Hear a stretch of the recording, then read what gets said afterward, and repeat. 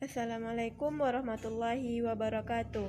Baiklah, di sini saya akan menjelaskan tentang Pancasila serta etika Pancasila.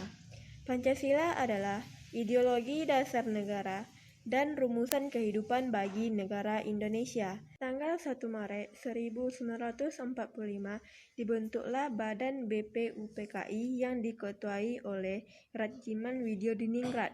Dalam sidang BPU ke PKI tersebut, terdapat usulan-usulan pribadi, yaitu dari Muhammad Yamin, Soekarno, dan Supomo.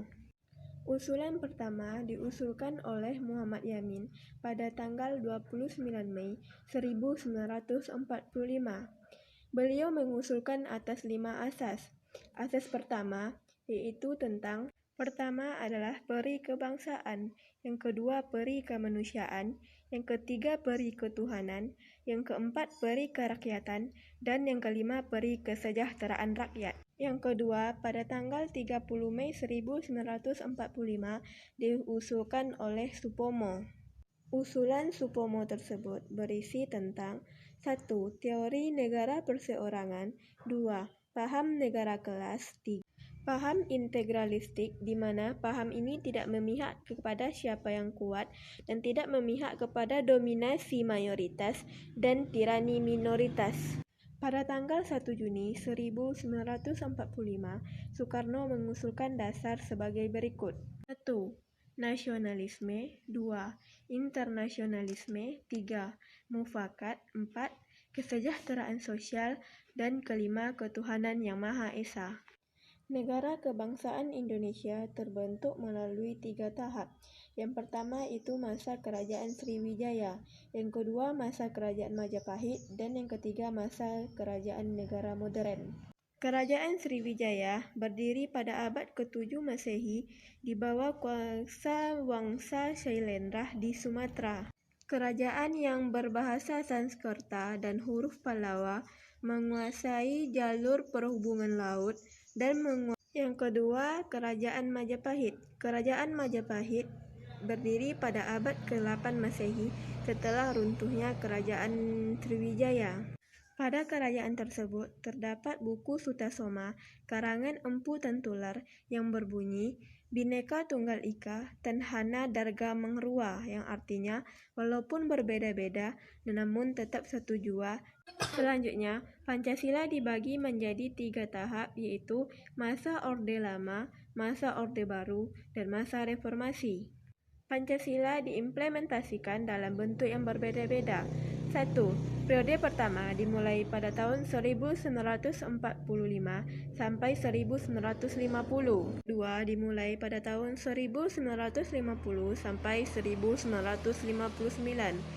Kedua, yaitu masa Orde Baru.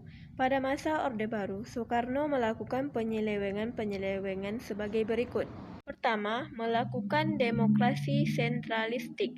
Yang kedua, mengambil kendali atas kekuasaan legislatif, eksekutif, dan yudikatif. Ketiga, melemahkan aspek-aspek demokrasi, terutama pers. Selanjutnya, tahap ketiga yaitu era reformasi. Pada era reformasi, banyak persoalan sosial ekonomi yang belum terjawab, dan banyak timbulnya korupsi, kolusi, nepotisme, dan terjadinya globalisasi. Pancasila, selain dikatakan sebagai ideologi dasar negara, dapat dikatakan juga sebagai sistem etika. Etika adalah suatu ilmu yang mempelajari tentang bagaimana cara kita harus bertindak dan berbuat sesuai ajaran moral. Etika Pancasila adalah etika yang mendasarkan penilaian baik dan buruk terhadap nilai-nilai Pancasila, yaitu ketuhanan, kemanusiaan, persatuan, keadilan, dan kesejahteraan.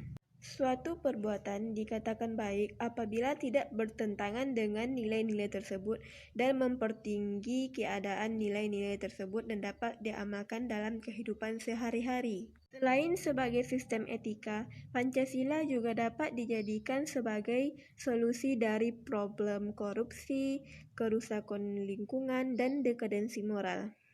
Pancasila sebagai problem dari korupsi. Sesuai dengan sila Pancasila yang pertama, yaitu ketuhanan yang Maha Esa, bahwa apabila manusia menyadari jati dirinya sebagai makhluk Tuhan, tidak akan menjatuhkan martabatnya dengan melakukan korupsi atau hal-hal yang tidak baik. Selanjutnya, Pancasila juga dapat dijadikan sebagai solusi dari problem dekadensi moral. Baiklah, hanya itulah yang dapat saya sampaikan seputar sejarah Pancasila, etika Pancasila. Lebih dan kurang saya mohon maaf. Assalamualaikum warahmatullahi wabarakatuh.